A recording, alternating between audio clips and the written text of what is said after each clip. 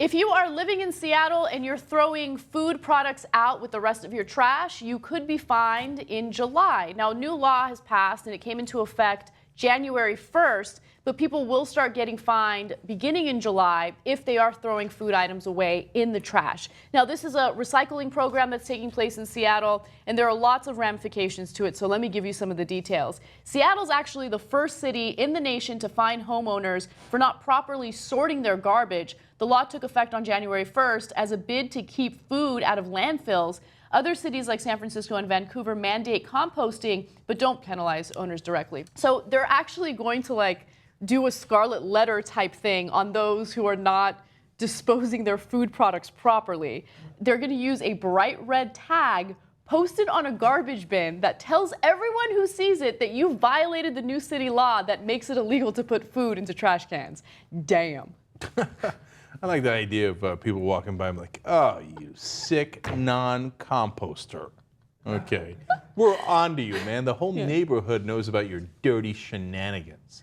Yeah. Hey, you'll just take some leftover velvet cake and throw it in the garbage. I love that you referenced the red velvet cake. There was one person who said that he was sorting through the garbage in his building and he noticed that someone threw out an entire red velvet cake. And I was like, what kind of monster does that? No, that's a crime against humanity.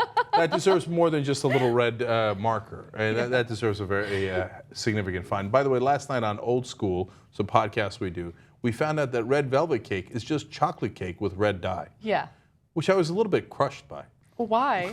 I don't know. I thought it was some other delicious flavor. It's just chocolate. What would red velvet taste like? I don't know. Red velvet cake.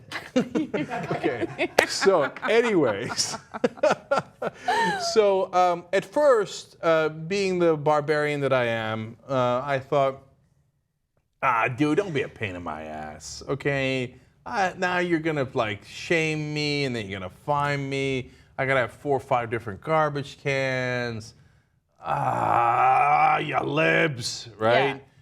But then once I calmed down and became a little bit more rational, I thought, yeah, it makes sense. I mean, look, you want to turn it into compost is a good reason for recycling.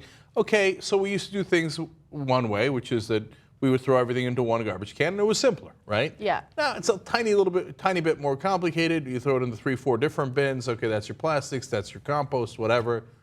Adjust. What's the big deal? You're doing good for the world. You are doing good for the world. It's better for the environment, better for the landfills. You get the point. But, I mean, there are some downsides to it. And so the downsides have to do with costs for the homeowners. First of all, not only will you be fined $1 if you're a homeowner, or $50 if you're living in an apartment complex, by the way, which means you got to, get together with your neighbors and be like, yo, don't throw out that red velvet cake, because if you do, we're going to get fined, and it's a lot of, I think $50 is a lot of money. And hello, we all live here. We would have eaten the cake. Yeah, exactly. Share.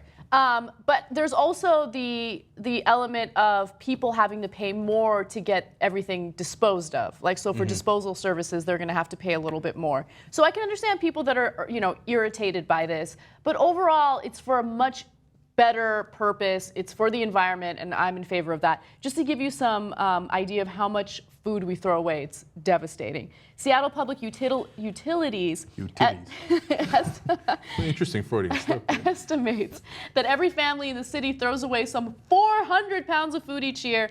The city gives households bins to fill with their food and yard waste, but residents don't have to compost it themselves. They can just leave the bins curbside and have the city pick it up for a fee, and that's the fee that I'm talking about. Yeah, I'm fine with that. So I know conservatives, but Natty State telling me what is wrong. I know.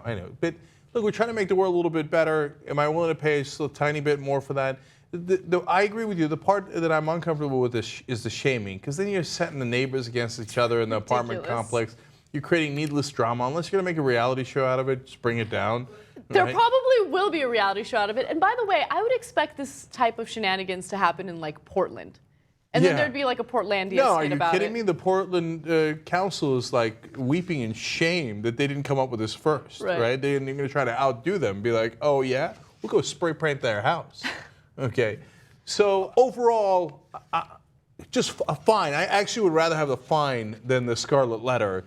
And I think it's okay, because you got to get people to comply, rule of law and all that, and it makes the world a slightly better place.